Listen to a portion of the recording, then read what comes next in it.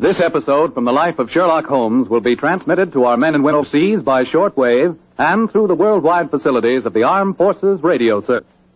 Petri Wine brings you Basil Rathbone and Nigel Bruce in the new adventures of Sherlock Holmes.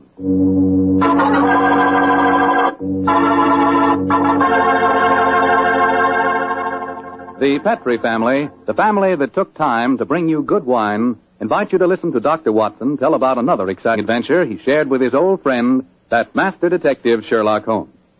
And say, I want to ask you if you've sent in for that little present we've got for you. You know, that swell recipe calendar? It's free, of course, and it's really something. It's a 2-year calendar for 1945 and 46, and it's beautifully done in full color. But the best part of it is that it's jammed with recipes and ideas for cooking with Petri wine. Send for your free recipe calendar tonight. Just send your name and address to Petri Wine, P-E-T-R-I, Petri Wine, San Francisco 26, California. San Francisco 26, California. The requests for this swell calendar have been coming in so fast that you better hurry up and get yours before we get snowed under. Write tonight, and we'll send you your free recipe calendar at once.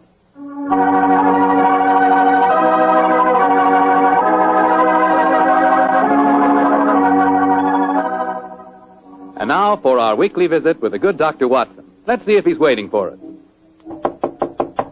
Come in. Good evening, Mr. Fogg. Oh, good evening, Doctor. Playing the phonograph, I see. Yes, my boy. That particular melody has very potent memories for me. Here, I'll turn the thing off. You haven't come here to listen to a Mozart sonata. You want a story, don't you, young fellow, my lad? That's right, Doctor. Well, let's sit down. All right. That's better. Now I'll tell you what. Oh, thank you, Doctor. Began in Vienna in 1889, many years before the insane house painter named Schicklgruber had converted that gay city into a place of fear and oppression. And what were you and Sherlock Holmes doing there, Doctor? Just taking a trip? Mr. Foreman, in those early days of our association, we didn't have the time or the money for just taking trips. No. We were in Vienna because Holmes had been engaged in certain highly important investigations. We were staying in a charming little pension inhabited by students and musicians. And on the night the story began, we'd finished dinner and had returned to our room. I was busy making some notes on the investigation we'd just concluded, and Holmes was scraping away at his beloved violin.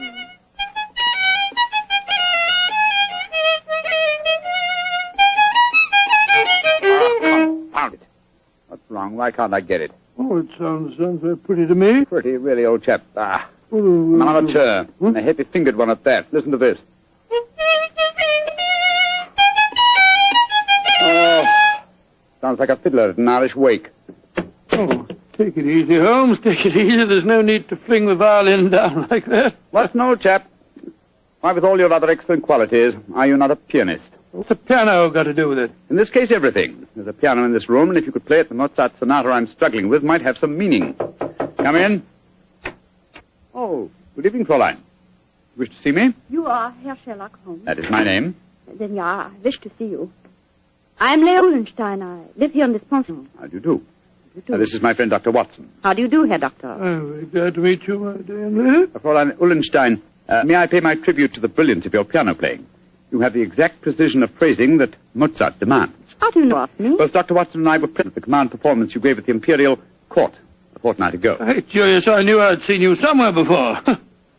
My friend was just expressing the need of a pianist as you walked in, young lady. Perhaps I'm sorry. I do not play with amateurs. Amateurs? Well, really? I do not mean to be rude. It's just that my life is dedicated to my professional career. I quite understand, Fräulein. And now please tell me, what can I do to help you?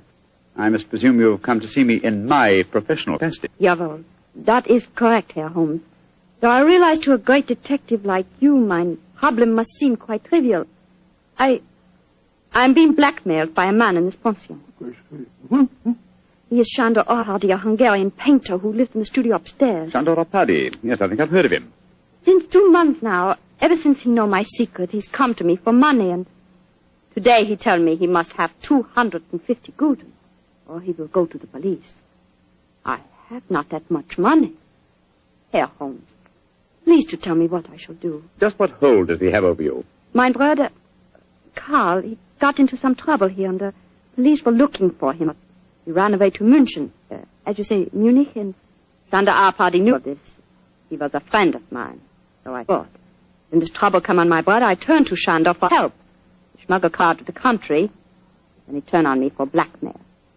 He's a bad man. I wish he was dead. Most blackmailers are cowards at heart. I think Dr. Watson and I will call on the gentleman. By the way, does he have any written evidence of your brother's crime? Yeah, he has his address in Munich. I show Shandor a letter from him when he first go there, and he keep the letter, will not give it back to me. And if he gave the police your brother's address, they'd arrest him, eh? They would, of course. Yes, of course they would. Herr Holmes, will you please to tell me what I should do? I cannot go on this way. My music Now, is Fräulein, suffering. calm yourself. I shall be most happy to help you, and if you will lead the way, we'll see how persuasive we can be with Shandor Arpadi.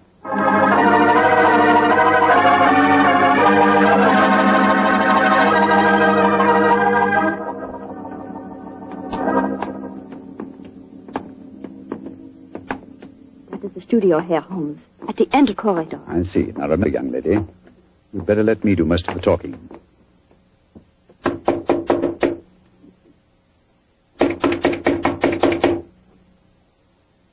He must be out. That is possible. Locked. I think, bearing in mind our party's position, we'll take the liberty of opening his door. That doesn't look a very complicated lock to me. Oh, I think this skeleton key will do the trick. It's very dangerous, Herr Holmes, if Shandor finds you doing... No. Don't worry about that, Fräulein. We're perfectly capable of taking care of ourselves. There we are.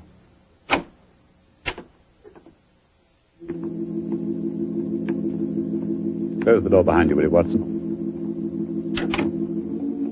Can't see a thing. I'll strike a match. Oh, Gott, Quick, Scott, look at him. Slumped over his desk. Light the gas, will you, Watson? Right you are, Holmes. There. Judging from his appearance, Fräulein Ullenstein, I think Sandor Arpadi had other enemies besides yourself. Less scrupulous enemies. He's been strangled. Look at the finger marks on his throat. Is he... Yes. His body is still warm, though.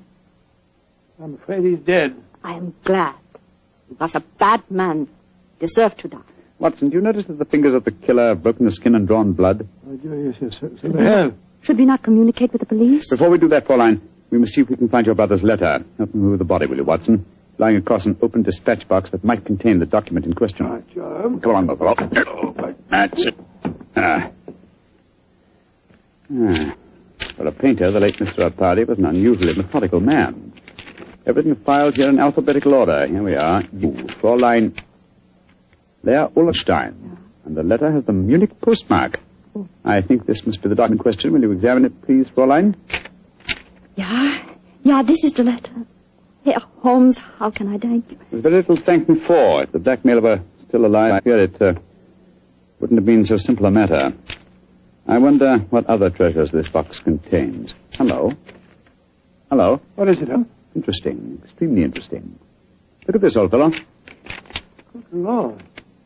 Information on the case that we've just been working on. Exactly, and from the names attached to the document, I think we may assume that the dead man did not confine his blackmailing to struggling young pianists.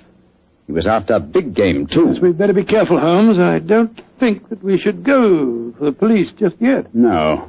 We'll start by having a little talk with the other residents of this pension. Fräulein, who lives in the room adjoining this one? I too, Herr Holmes. And the room across the landing?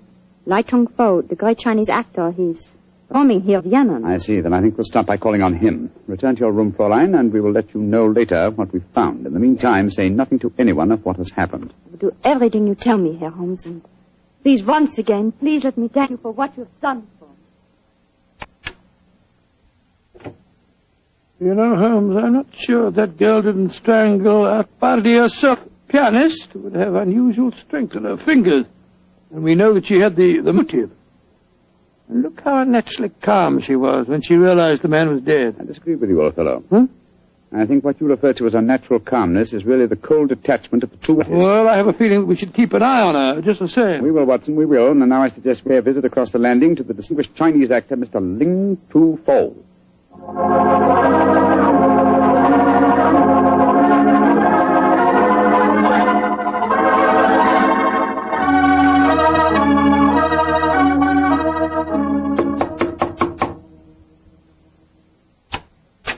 Yes, please. You wish to see me? If you could spare us a moment, sir. But of course, gentlemen. Please to come in. My name is Sherlock Holmes. This is my colleague, Dr. Watson. How do you do, sir? How do you do? I am greatly flattered to meet you. You are not here to see me in your professional capacity, I hope, Mr. Holmes? Oh, no, not exactly. I just wanted to ask you a few questions. Please, to ask me anything. Do you know Chandora Paddy, the painter who lives across the hall? I know him by sight. We nod to each other on the stairs, not more. I see. Have you been in your room most of the evening, may I ask? But yes, I have been sitting here quietly for the past few hours, reading over the Annex of Confucius. May I ask, sir, whether you heard any unusual noises this evening? Sounds of a struggle or a cry from the direction of Sandor Pardi's room, for instance? I do not think so. Wait, yes. I think I did hear laced voices in there, and the sound of a cry. About how long ago was this? Oh, an hour ago, perhaps more. Is anything wrong? Has trouble come to Sandor? Sandor? I thought you said you were only a nodding acquaintance with the gentleman. Well, yes, a well-known artist. It is only natural I should call him by his first name, Mr. Holmes, even though I do not know him. Has something happened to him? I'm afraid so, but I can't tell you any more about it at the moment. Thank you for your cooperation. We shall see you again, no doubt. Good evening, sir. Good evening, gentlemen. Good evening. That fellow wasn't telling us the truth, you know, Holmes. He seemed to shift it to me. Oh, where are we going now? Downstairs to the porter's desk. There's only one entrance to this house, you'll remember. The porter may be able to tell us of any unusual comings and goings in the last hour or two. Come on, old chap, don't dawdle. There's a great deal of work ahead of us.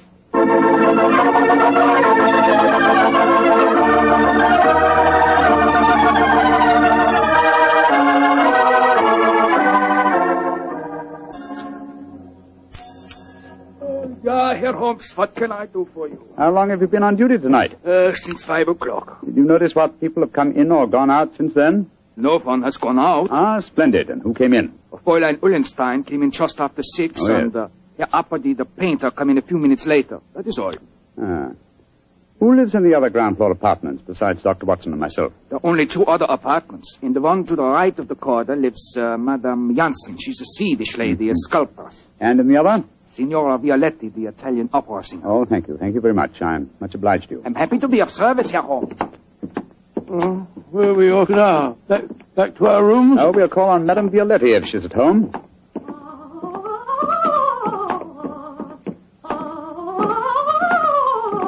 It sounds as if she's very much at home.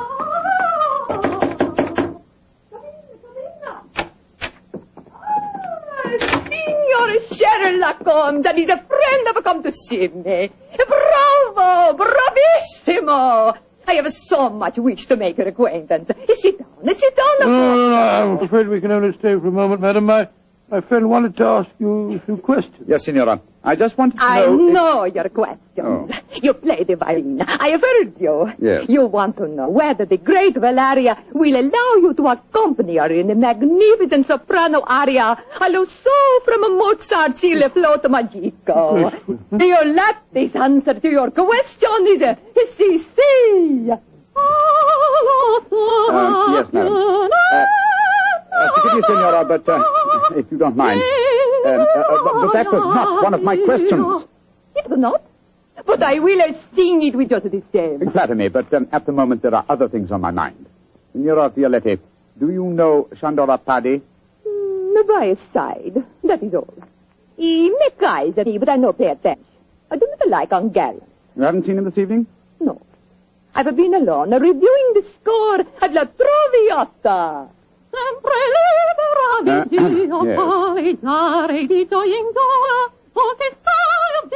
I am to sing it next week here in Vienna. I hope you will both be present. It would be a great treat for I'm you. sure it would be, Signora. Now, if you'll excuse us... Oh, it is sad you must go so soon. But come and see me again, and I will sing for you both before you leave Vienna. Great Scott, what a ghastly woman. She's not your murderess, I'm sure. And now I suppose we'll have to question this sculptress woman. And then we'll talk to everyone in the house. No, I think before we visit her, we'll examine the dead man's room a little more closely. That black tin dispatch box may hold the key to this mystery.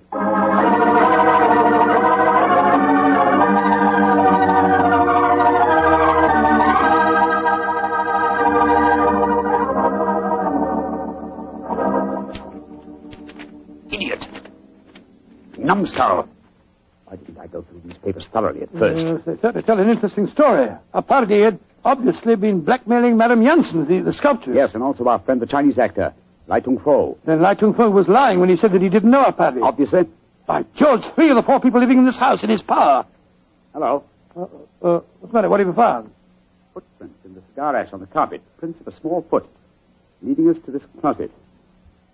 Somebody must have been hiding in there. Yes, very possibly. Uh-huh. Take a look at these, Watson.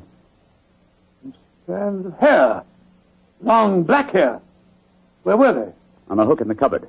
Someone bracing themselves back so as to be out of sight could easily leave such evidence. I've got it, Holmes, I've got it. The long black hair, the long nails that caused the peculiar marks upon his throat, and the small footprint. It was a woman. But which one? Fräulein Ullenstein and Signora Violette both have blonde hair, remember? And it must be that sculptress woman. Not necessarily. Who else, not a woman, might have small feet, long nails, and long black hair? By Jove, the Chinese actress. Precisely. Come on.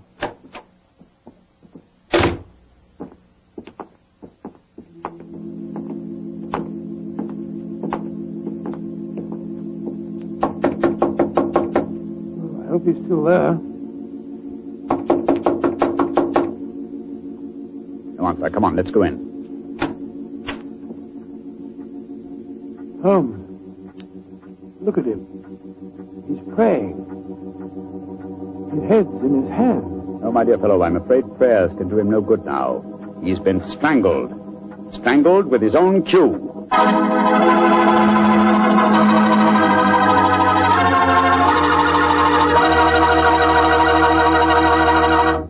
Dr. Watson's story will continue in just a second. So I'm going to take that second for a fast question. I know you've probably tasted port wine, but have you ever tasted Petri California port? Have you? Because if you haven't tried Petri port, well, you can just tell yourself right now you don't know how good a port can be. Petri port is rich, red, and hearty. But what you want to know is, how does it taste? The answer to that is short and sweet. The taste is terrific. And say, Petri California Muscatel is on the terrific side, too. Petri Muscatel has the flavor and fragrance of real, juicy Muscat grape.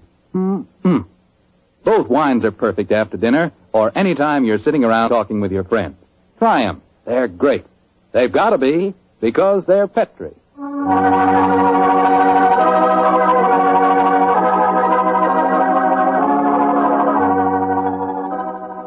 And now back to tonight's new Sherlock Holmes adventure.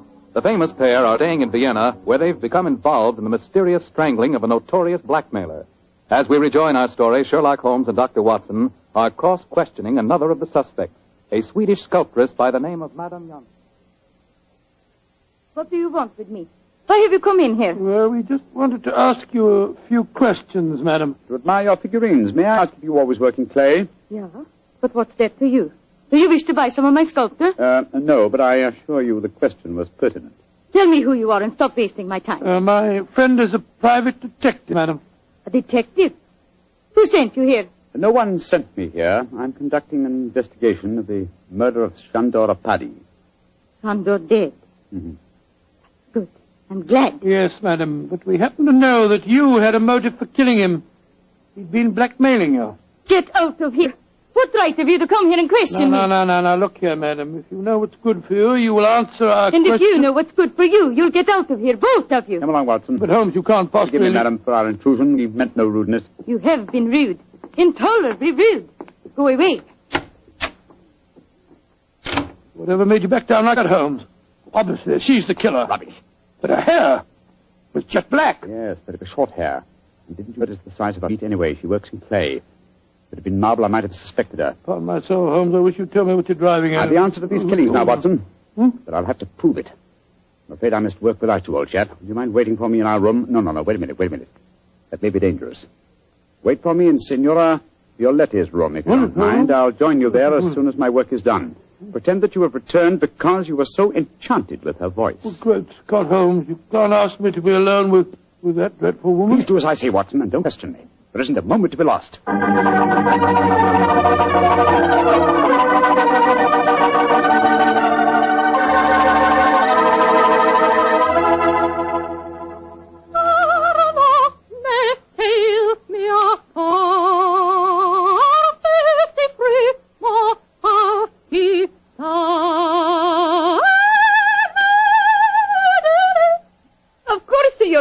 The aria, my dear doctor. No, madam, I'm afraid I don't. You've not heard about great Giuseppe Verdi?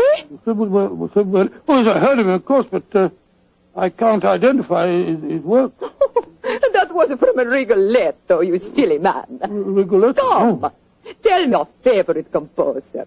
I will sing a song of his just for you. I will turn the gas light down. No, don't do that. Turn the gas light down. That will be so much more romantic. Oh, now, who is your favorite composer? Oh, I don't know that I have any favorite.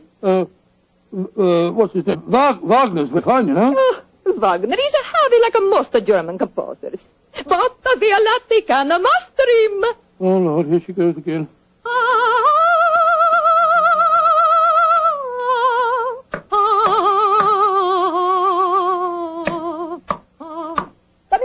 Come in.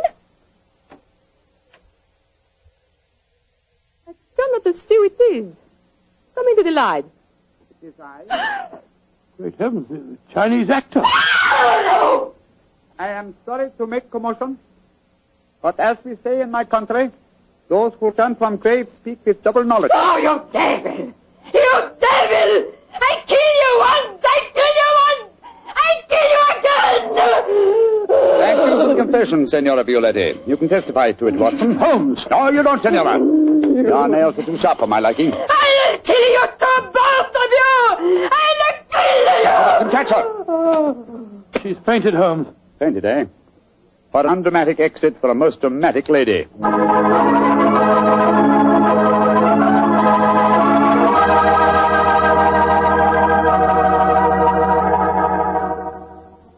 Well, Holmes, now that you've turned Signora Violetti over to the police, perhaps you tell me what made you certain that she was a murderess. It was obvious from the beginning that Harry was strangled by someone with long fingernails. When Lai Tung Fo was killed, it ruled him out. Then who was the woman with a motive and long nails? First of all, no. Elementary, my dear fellow. Was the woman Fräulein Ullenstein? No. Being a concert pianist, her nails were naturally short. The sculptress who worked in clay? Again, no. That would make it impossible for her to mold her delicate figurines. Therefore, Signora Violetti, by the process of elimination, was the only woman with long nails. But why did she strangle the Chinese actor, too? Undoubtedly, he witnessed the first killing. The long black hairs in the closet were from his cue. I presume that later he threatened Signora Violetti, and so he himself was strangled. I still don't understand why she strangled our party in the first place. Mr. Watson, I think you'll find that he's been blackmailing her, too. Remember, he had documents incriminating everyone in the house except her. I think we may assume she killed him and then removed her own papers from the dispatch box. But I'd no proof, and so, well, I had to frighten her into confession. So that's why you disguised yourself as Lai Tung Fu. Yes, I borrowed the robes from his room.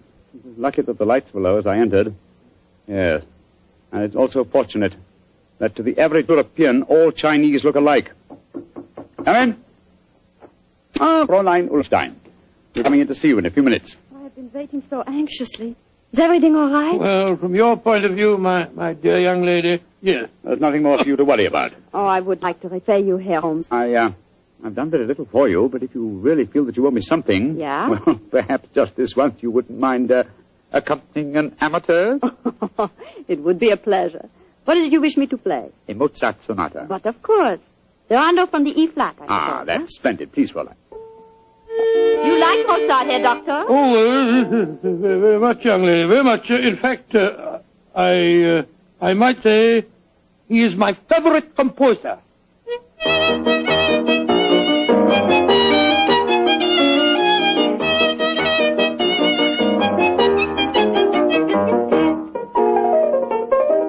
Charming.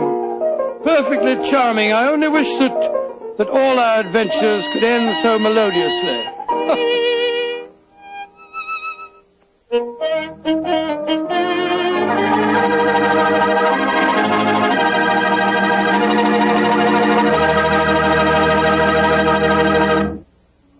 Tonight's Sherlock Holmes adventure is written by Dennis Green and Anthony Boucher and is based on an incident in the Sir Arthur Conan Doyle story, A Case of Identity. Mr. Rathbone appears through the courtesy of Metro-Goldwyn-Mayer and Mr. Bruce through the courtesy of Universal Pictures, where they are now starring in the Sherlock Holmes series. This is Bill Foreman saying goodnight for the Petrie family. This is the Mutual Broadcasting System.